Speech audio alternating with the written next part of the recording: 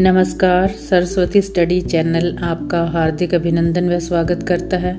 Guys, आज की जो हमारी वीडियो है वो है +1 क्लास इकोनॉमिक्स का लेसन 8 का एक टॉपिक ऑर्गेनिक फार्मिंग यानी कि जैविक खेती। जो जैविक खेती है एक सस्टेनेबल सिस्टम है जो भूमि की दीर्घकालीन उपजाऊ शक्ति को बनाए रखने के लिए भूमि के सीमित साधनों का कम प्रयोग कर उच्च कोटि के पौष्टिक खाद्य पदार्थों का उत्पादन करती है। इसके अंदर आता है जैविक तकनीकी का विकास, भूविज्ञान, फसल प्रजनन, पशुपालन, पारिस्थितिक विज्ञान जिसे इकोलॉजी कहा जाता है, कूड़ा खाद का उपयोग, यांत्रिक खेती तथा रासायनिक कीटनाशक नियंत्रण। ये इसी के ज्ञान का परिणाम है जिससे भूमि की उपजाऊ शक्ति को लंबे समय तक बनाए रखा जा सके। आज हमें ऑर्गेनिक फार्मिंग की आवश्यकता क्यों पड़ी, आज हम इन तथ्यों का अध्ययन करेंगे कि मतलब ऐसे क्या कारण रहे हैं कि जिसकी वजह से हमें ऑर्गेनिक फार्मिंग की आवश्यकता पड़ रही है। तो इसमें सबसे पहला है change in present market demands. पहले क्या होता था, पुराने समय में किसी क्षेत्र के मौसम और जलवायु के आधार पर ये निर्णय लिया जाता था कि क्या बोना है और कब बोना है, परंतु अब बाजार ये फैसला करता है कि आवश्यकता क्या है और किस वस्तु का उत्पादन किया जाना चाहिए।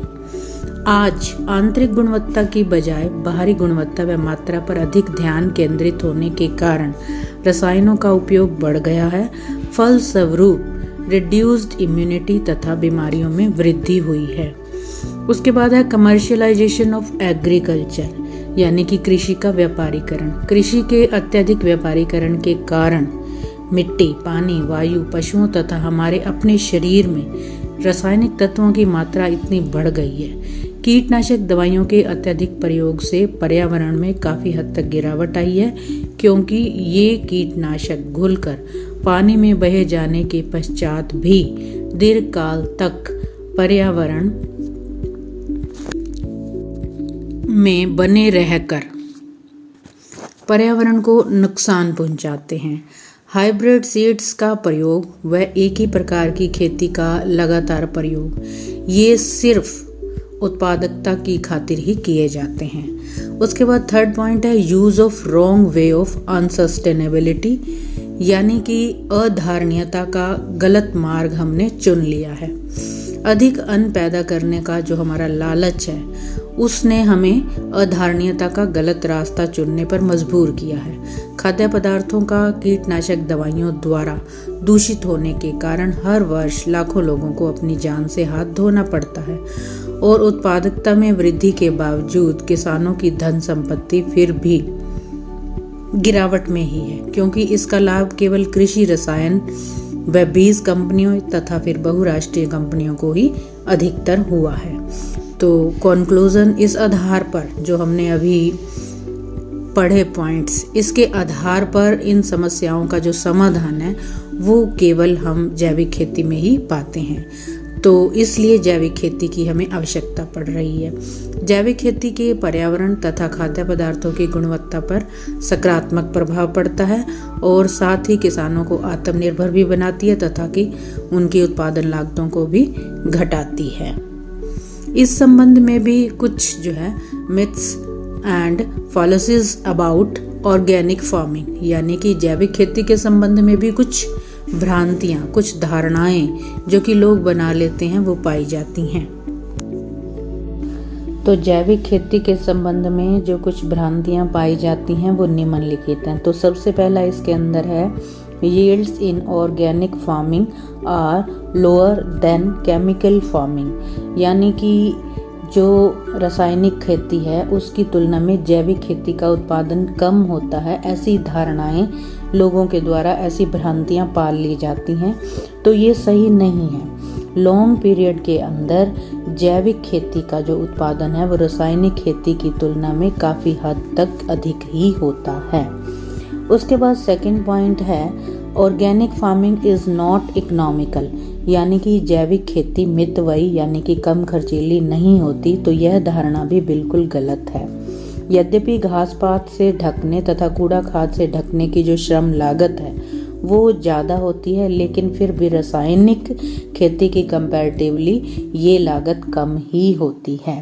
थर्ड पॉइंट आता है you can't supply enough nutrients by using compost, यानी कि कूड़ा खाद का प्रयोग करने से आप पर्याप्त पुष्टि कारक की पूर्ति नहीं कर सकते। ऐसी धारणाएं, ऐसी भ्रांतियां लोगों के द्वारा, किसानों के द्वारा पाल ली जाती हैं, जो कि गलत है। जैविक खेती में पौधों को भोजन देने की कोई अवधारणा नहीं है, बल्कि यहाँ पर जो प्रश्न है वो भूमि को भोजन खिलाने का है, उसे स्वस्थ और जीवित रखने का है। और जैविक खेती के अनेक प्रयोग यह सुनिश्चित कर देते हैं कि जो भूमि की उपजाऊ शक्ति है वो सदा बनी रहे। नेक्स्ट पॉइंट आता है there is money in organic farming only for big farmers, कि केवल बड़े किसानों को ही जैविक खेती से मौद्रिक लाभ प्राप्त होता है, छोटे किसानों को नहीं होता। तो यह धारणा भी कुछ हद तक सही नहीं है।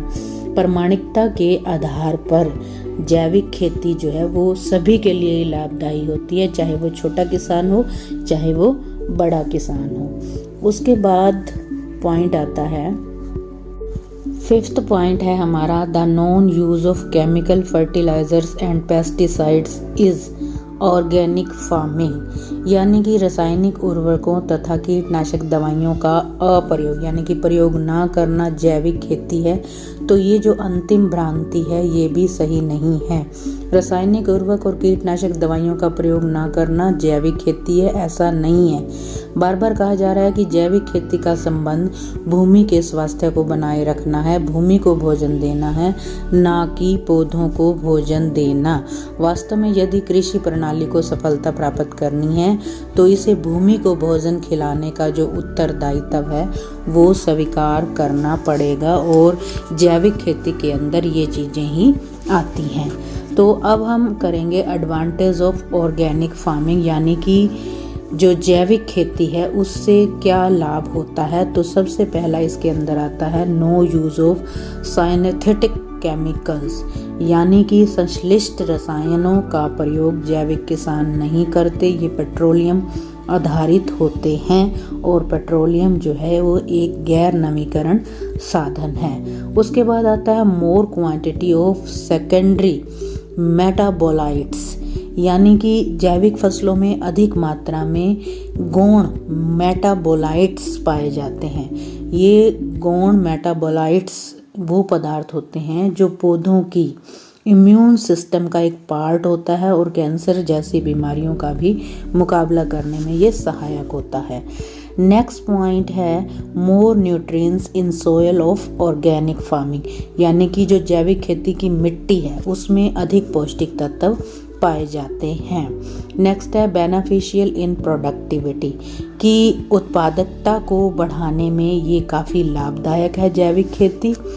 उसके बाद आता है इंक्रीजिंग सोयल प्रोडक्टिविटी, यानी कि सोयल मिट्टी की उत्पादकता को उपजाऊ शक्ति को बढ़ाए रखने में ये काफ़ी हद तक लाभदायी है, और इससे अधिक मीठे फल प्राप्त होते हैं और अधिक लाभ प्राप्त होता है, तथा मिट्टी की भी जो स्वास्थ्य है वो बनाए रखा जा सकता है।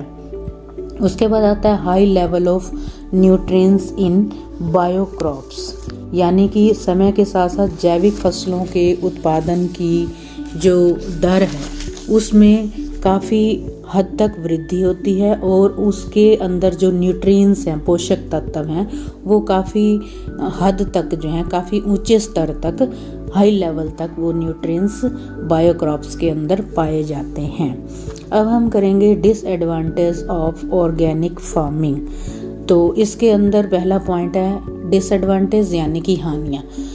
जैसे सिक्के के दो पहलू होते हैं, तो हर चीज़ के ही दो पहलू होते हैं, लाभ भी होते हैं और हानियाँ भी होती हैं। तो ऑर्गेनिक खेती जो होती है, जैविक खेती, इसकी कुछ हानियाँ हैं। सबसे पहला इसके अंदर आता है मोर एक्सपेंसिव ऑर्गेनिक फार्मिंग, यानी कि जो जैविक खेती है उसके अंदर जो उत्पादन होता है वो गैर जैविक से अधिक महंगा होता है।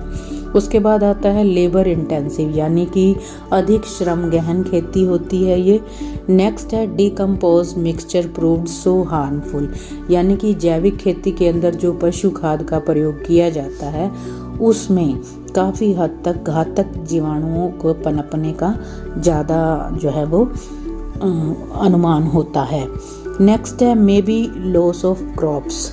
तो इसके अंदर जो परंपरागत खेती के कंपैरेटिवली जो जैविक खेती का एवरेज प्रोडक्शन है वो किसी परिस्थितियों में कम भी हो सकता है। तो इसका कारण क्या है कि जैविक किसानों को समय समय पर जो नाशक जीवों के कारण जो समस्त फसल है, कई बार पूरी फसल का ही नुकसान होता है और कई बार बड़े लेवल पर जो है उसका थोड़ा सा नुकसान हो जाता है। तो इन सब के बावजूद जो जैविक खेती है वो अगर हम इसके हानियां हैं वो कम हैं और लाभ ज़्यादा हैं, तो तुलना करते हैं तो रासायनिक खेती के कंपैरेटिवली ये स्वयं मनुष्य के लिए, पर्यावरण के लिए, मिट्टी की उपजाऊ शक्ति के लिए काफ़ी हद तक जो है वो लाभप्रद है। और स्वास्थ्य के दृष्टिकोण से तो ये लाभकारी है ही। चैनल को सब्सक्राइब, वीडियो को लाइक व शेयर अवश्य करें।